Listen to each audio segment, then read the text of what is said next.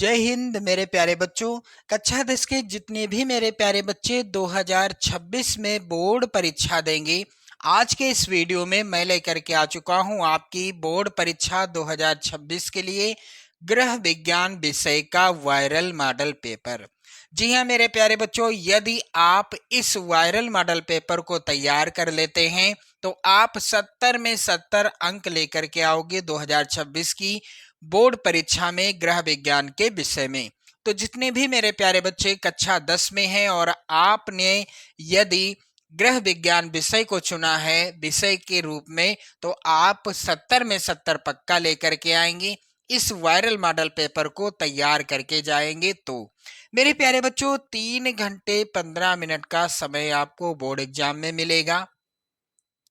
यहाँ पर आप अपना रोल नंबर लिख दीजिएगा, यहाँ पर आपको अपना नाम लिखना है और नोट के अंतर्गत ध्यान दें, प्रारंभ के 15 मिनट परीक्षार्थियों को प्रश्न पत्र यानी पेपर पढ़ने के लिए दिए जाएंगे। कुछ निर्देश हैं जिनका पालन करना है आपको बोर्ड परीक्षा देते समय। सभी प्रश्न अनिवार्य हैं। प्रश्न पत्र के 2 खंड हैं, खंड आ और खंड बा। पेपर 2 खंडों में विभक्त रहेगा, खंड आ में और खंड बा में। खंड आ में 1 अंक के 20 बहुविकल्पीय प्रश्न हैं और इनके उत्तर आपको ओएमआर सीट में भरना होगा, जो कि आप लोग ध्यान देंगे। ओएमआर सीट में खंड आ के 20 बहुविकल्पी प्रश्नों का उत्तर भरना होगा और खंड आ के बाद प्रत्येक प्रश्न का निर्देश पढ़कर केवल प्रदत्त ओएमआर उत्तर पत्रक पर ही उत्तर चिन्हित करिएगा। ओएमआर उत्तर पत्रक पर उत्तर देने के पश्चात उसे काटना नहीं है, ना ही इरेजर से साफ करना है और ना ही उसमें व्हाइटनर का प्रयोग करना है। कुछ नहीं करना मेरे प्यारे बच्चों। प्रश्न के अंक उसके सम्मुख अंकित हैं, कौन सा प्रश्न कितने नंबर का है इसका भी विवरण आपको देखने को मिलेगा। खंड बा में 50 अंक के वर्णनात्मक प्रश्न आएंगे और इन प्रश्नों का उत्तर आपको बोर्ड परीक्षा की कॉपी पर लिखना होगा। क्लियर? खंड बा में सभी प्रश्नों का उत्तर एक साथ ही करिएगा। प्रथम प्रश्न से आरंभ कीजिएगा और अंतिम प्रश्न तक करते जाइएगा। जो प्रश्न ना आता हो उस पर आपको समय नष्ट नहीं करना है। तो मेरे प्यारे बच्चों, आप यहाँ पर देखेंगे 2026 बोर्ड परीक्षा के लिए मोस्ट वायरल प्रश्न जो इस मॉडल पेपर में लिए गए हैं। तो चलिए मेरे प्यारे बच्चों, यहाँ पर भी निर्देश दिया गया है। प्रश्न संख्या 1 से 20 बहुविकल्पी हैं, प्रत्येक के 4-4 वैकल्पिक उत्तर दिए गए हैं। उनमें से सही विकल्प चुनकर ओएमआर सीट में गोले को काला करें। मेरे प्यारे बच्चों, पहला प्रश्न जो कि सबसे ज्यादा इंपॉर्टेंट प्रश्न है, ध्यान देना आप सभी लोग। प्रश्न है, अशुद्ध रक्त किस अंग में शुद्ध होता है? हमारे शरीर के अंदर जो अशुद्ध रक्त यानी जो अशुद्ध खून होता है वह हमारे शरीर के किस अंग में शुद्ध होता है? इस प्रश्न का उत्तर हो जाएगा ए वाला ऑप्शन, फेफड़ों में। फेफड़ों में हमारे शरीर के अंदर जो अशुद्ध रक्त होता है वह शुद्ध हो जाता है। अगला प्रश्न है, एक स्वस्थ सामान्य मनुष्य के शरीर का तापमान कितना होता है? तो एक स्वस्थ सामान्य मनुष्य के शरीर का तापमान मेरे प्यारे बच्चों कितना होता है? इसका राइट आंसर क्या होगा? इसका राइट आंसर होगा मेरे प्यारे बच्चों 98.4 डिग्री फ़ारेनहाइट। सी वाला ऑप्शन सही होगा। अगला प्रश्न है, 1 किलोग्राम आम का दाम 70 रुपया है, तो 11 किलोग्राम आम का दाम क्या होगा? बिल्कुल बेसिक सा प्रश्न है और मेरे प्यारे बच्चों यहाँ पर ध्यान दीजिएगा। 70 को हम 11 से गुणा कर देंगे तो क्या आएगा? 0 आ जाएगा और 11 सते 77 होता है, 770 रुपया आ जाएगा। 1 किलोग्राम आम का दाम है 70 रुपये, तो 11 किलोग्राम आम का दाम हो जाएगा 777 रुपये। क्लियर? अगला प्रश्न है, ऊनी वस्त्र धोने के लिए किसका प्रयोग करना चाहिए? तो यदि हमको ऊनी वस्त्र धोना है इसके लिए हम किसका प्रयोग करेंगे? तो यहाँ पर राइट आंसर हो जाएगा रीठे का घोल। सी वाला विकल्प सही होगा। प्रश्न संख्या 5 है, मच्छर कौन सा रोग फैलाते हैं? तो मच्छर कौन सा रोग फैलाते हैं? मच्छर में पहला अक्षर क्या है? माँ है। और मलेरिया में पहला अक्षर क्या है? माँ है। तो माँ से मच्छर और माँ से मलेरिया, अर्थात मच्छर मलेरिया रोग फैलाते हैं। डी वाला ऑप्शन सही होगा।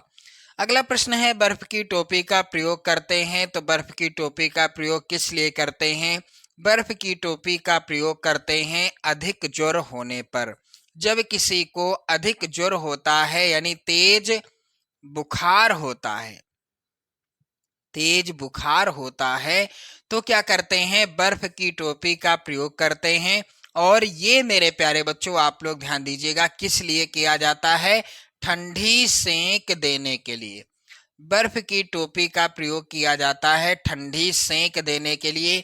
अगला प्रश्न है, घर की सफाई महत्वपूर्ण है? तो घर की सफाई किस लिए महत्वपूर्ण होती है?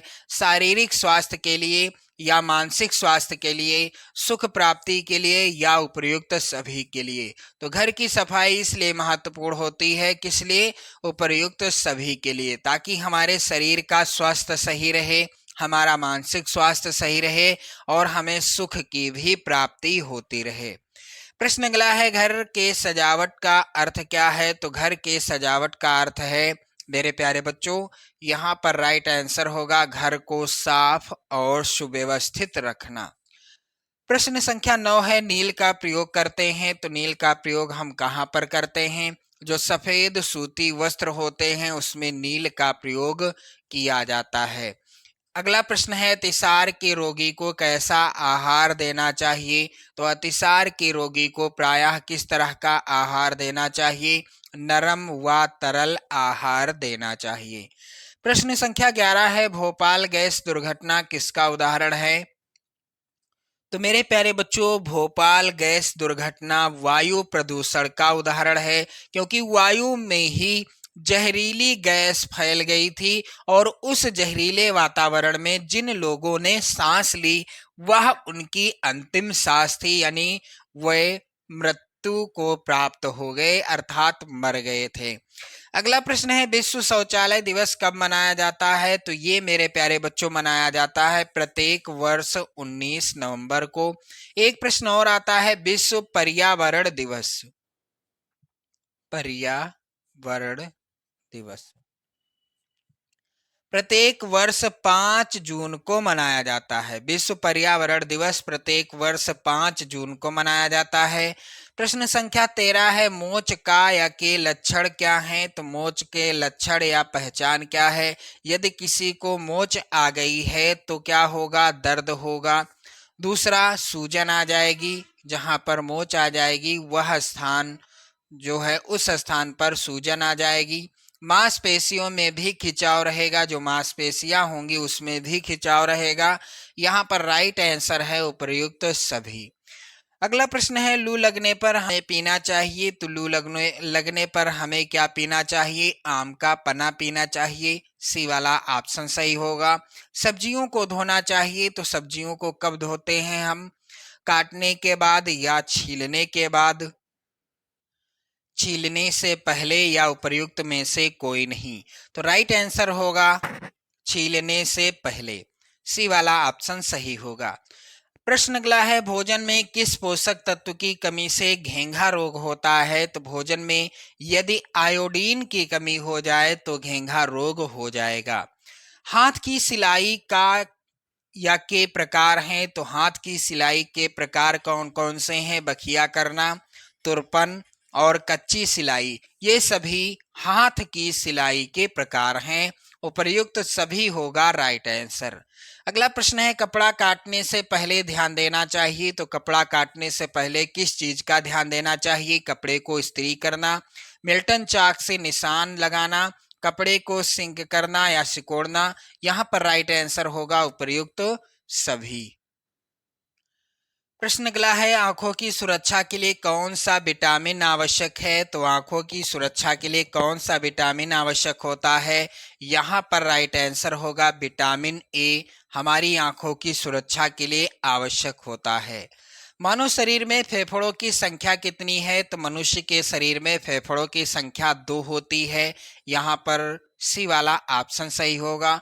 तो इसी तरह के 20 बहुविकल्पी प्रश्न आएंगे। इन प्रश्नों का उत्तर आपको ओएमआर सीट में भरना होगा। किसमें? ओएमआर सीट में भरना होगा, जिसका आप नमूना देख सकते हैं यहाँ पर इस तरह से। प्रश्न संख्या 1 से लगाकर प्रश्न संख्या 20 तक के प्रश्नों का उत्तर आपको ओएमआर सीट में भरना होगा। और पहले ऑप्शन में आपने ए भरा है, बी भरा है, सी या फिर डी, इस तरह का विवरण आपको नीचे यहाँ पर भी करना होगा। जैसे पहले में आपने ए भरा है तो ए लिखना है, दूसरे में बी भरा है तो बी लिखना है, इस तरह से।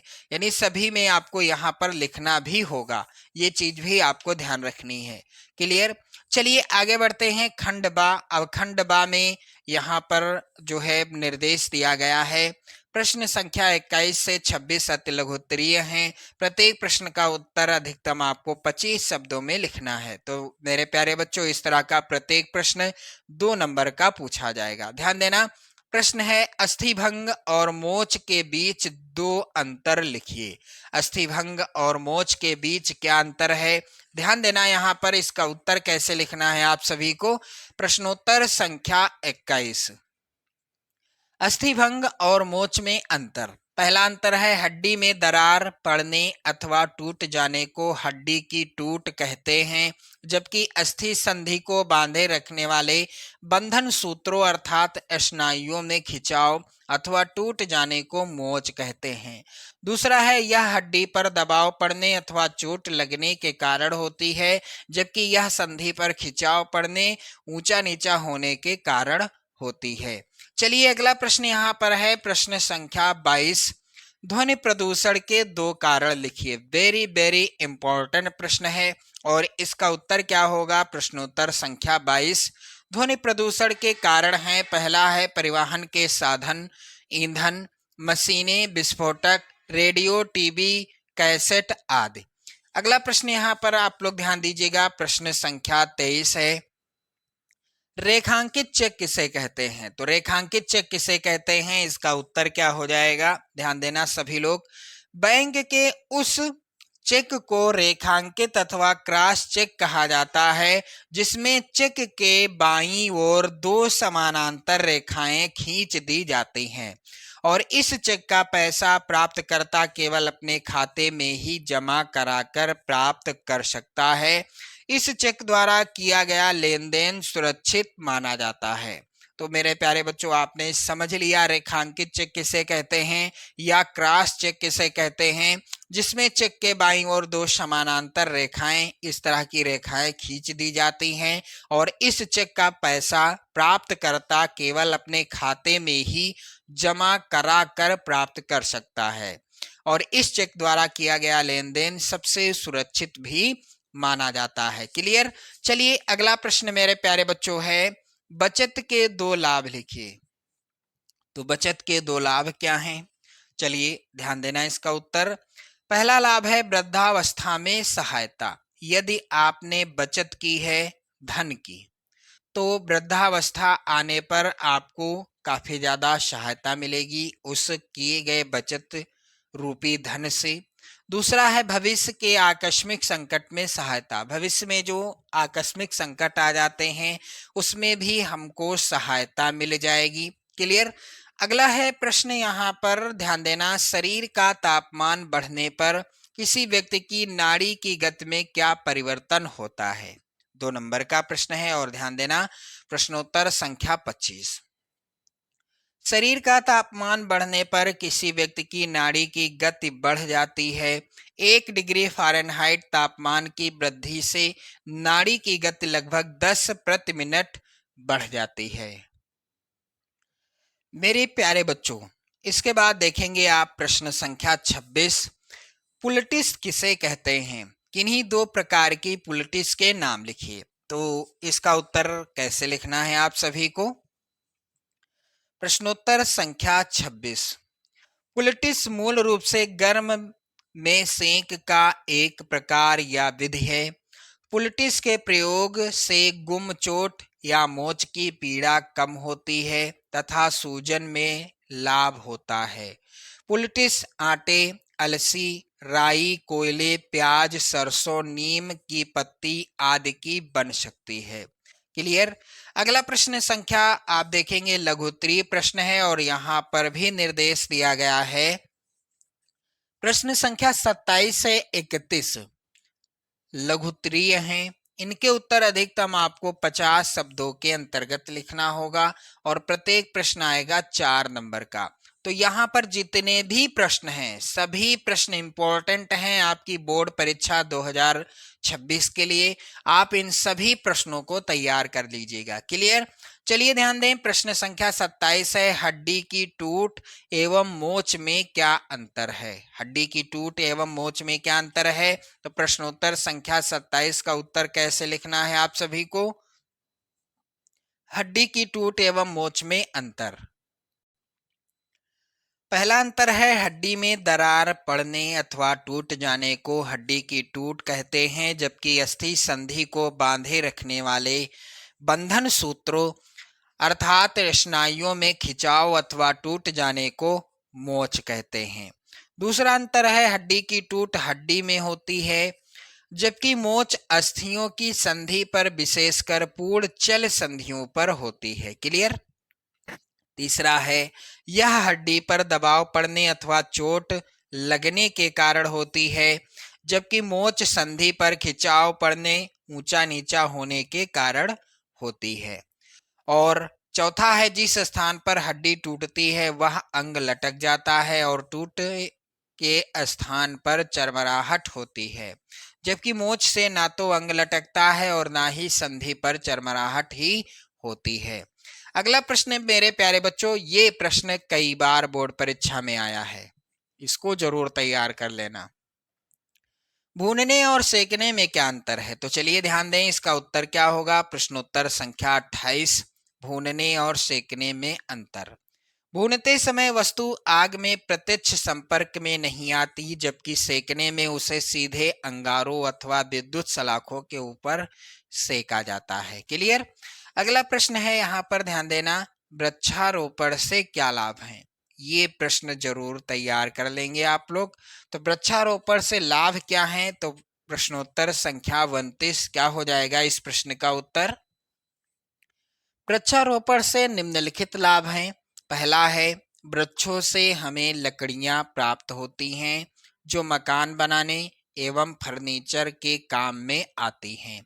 दूसरा है, वन पर्यावरण को नियंत्रित रखते हैं। तीसरा लाभ है, वनों से हमें ऑक्सीजन प्राप्त होती है जो मानव के लिए अनिवार्य है। चौथा है, वनों के होने से मृदा अपरदन नहीं होता है। पांचवा लाभ है, वनों के होने से वर्षा अच्छी होती है और सूखे की संभावना कम होती है। छठा लाभ है, वनों से हमें फल एवं अनेक प्रकार की जड़ी बूटियां प्राप्त होती हैं। क्लियर।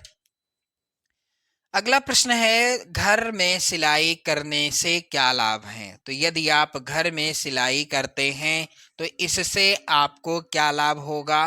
प्रश्नोत्तर संख्या 30। मेरे प्यारे बच्चों, इसका उत्तर हो जाएगा, घर पर सिलाई की उपयोगिता या लाभ क्या है। पहला लाभ है, उचित नाप के अनुसार सिलाई। यदि वस्त्र घर पर सिले जाएं तो वस्त्र उचित नाप के अनुसार सुगमता से तैयार हो सकते हैं। कारण स्पष्ट है कि घर पर नाप बार बार लेना संभव होता है, जबकि दर्जी के लिए ऐसा करना कठिन है। दूसरा है, समय पर सिलाई। वस्त्रों को आवश्यकता अनुसार समय पर घर में सिला जा सकता है, जबकि दर्जी कई बार समय पर वस्त्र सिल कर नहीं देते हैं। उनके यहाँ बार बार जाने से परेशानी भी अनुभव होती है। तो समय पर भी हमारे वस्त्र सिले जाएंगे यदि हम घर पर सिलते हैं। उचित नाप के अनुसार सिलाई होगी यदि हम घर पर वस्त्र सिलते हैं। अगला लाभ क्या है। टिकाऊ सिलाई। गृहिणी घर पर वस्त्रों की दोहरी सिलाई करके सिलाई को टिकाऊ बना सकती है। दर्जी प्रायः ऐसा करने में संकोच करते हैं। धन की बचत। अगला लाभ है धन की बचत। घर पर सिलाई करने से दर्जी को दिया जाने वाला धन भी बच जाता है, जिसे अन्य आवश्यक कार्यों में व्यय किया जा सकता है। मेरे प्यारे बच्चों, सिलाई करने से पूर्व ठीक से नाप लेना आवश्यक है ताकि सिलाई के बाद कपड़ों की फिटिंग सही हो। छोटा बड़ा होने पर वस्त्र बेकार हो जाता है। क्लियर। अगला प्रश्न है यहाँ पर ड्राइविंग लाइसेंस क्या है, ये प्रश्न इंपॉर्टेंट है। तो चलिए इसका उत्तर कैसे लिखना है आप सभी को। ड्राइविंग लाइसेंस भारत में वैध रूप से सड़कों पर गाड़ी चलाने के लिए ड्राइविंग लाइसेंस की आवश्यकता होती है, जो कि परिवहन विभाग द्वारा जारी किया जाता है। हालांकि इसमें टेस्ट की प्रक्रिया से गुजरना होता है, जिसमें पास होने पर आपको ड्राइविंग लाइसेंस जारी कर दिया जाता है। गाड़ी चलाने के लिए यह सबसे महत्वपूर्ण दस्तावेजों में से एक है, जो आपको वैध तरीके से सड़कों पर गाड़ी चलाने का अधिकार देता है। वहीं सड़कों पर होने वाले दुर्घटनाओं में कमी लाने के लिए अब लाइसेंस पर भी सरकार सख्त हो रही है। यही वजह है कि सड़कों पर यातायात पुलिस सबसे पहले लाइसेंस की मांग करती है, जिसके बाद अन्य दस्तावेजों को जांचा जाता है। क्लियर। इसके बाद आप देखेंगे दीर्घोत्तरीय प्रश्न, यहाँ भी निर्देश दिया गया है। प्रश्न संख्या 32 से 34 तक दीर्घोत्तरीय प्रश्न है। प्रश्न संख्या 32 व 33 के विकल्प दिए गए हैं। प्रत्येक प्रश्न के एक ही विकल्प का उत्तर आपको लिखना है और प्रत्येक प्रश्न के उत्तर 100 शब्दों के अंतर्गत लिखना है। प्रश्न संख्या 32 मोस्ट इंपॉर्टेंट, विषाक्त भोजन किसे कहते हैं, इसका मानव स्वास्थ्य पर क्या प्रभाव पड़ता है। चलिए अगला प्रश्न है अथवा में मेरे प्यारे बच्चों, पर्यावरण प्रदूषण किसे कहते हैं, पर्यावरण प्रदूषण के विभिन्न कारण लिखिए। और प्रश्न संख्या 33 है भोजन पकाने के क्या उद्देश्य हैं, भोजन पकाने के विभिन्न विधियों के बारे में लिखिए। 6 नंबर का प्रत्येक प्रश्न आएगा, आप लोग ध्यान देना, जो विस्तृत उत्तरीय प्रश्न होगा प्रत्येक प्रश्न 6 अंक का होगा। अथवा आप ये प्रश्न भी तैयार कर लेना, क्योंकि ये भी इंपॉर्टेंट प्रश्न है 2026 बोर्ड परीक्षा के लिए। कह रहा है संक्रामक रोग किसे कहते हैं, किसी एक संक्रामक रोग के कारण, लक्षण तथा रोकथाम के उपाय लिखिए। और प्रश्न संख्या 34 है एक गांव की जनसंख्या 5000 है, इसमें 23% पुरुष और 25% स्त्रियां हैं, शेष बच्चे हैं, बच्चों की जनसंख्या परिकलित कीजिए। तो मेरे प्यारे बच्चों, इस तरह का आपका बोर्ड परीक्षा का गृह विज्ञान विषय का पेपर आएगा। और इस वायरल मॉडल पेपर को यदि आप तैयार कर लेते हैं तो 2026 बोर्ड परीक्षा में 70 में 70 अंक जरूर लेकर के आएंगे। वीडियो को लाइक शेयर कर दीजिएगा। जय हिंद।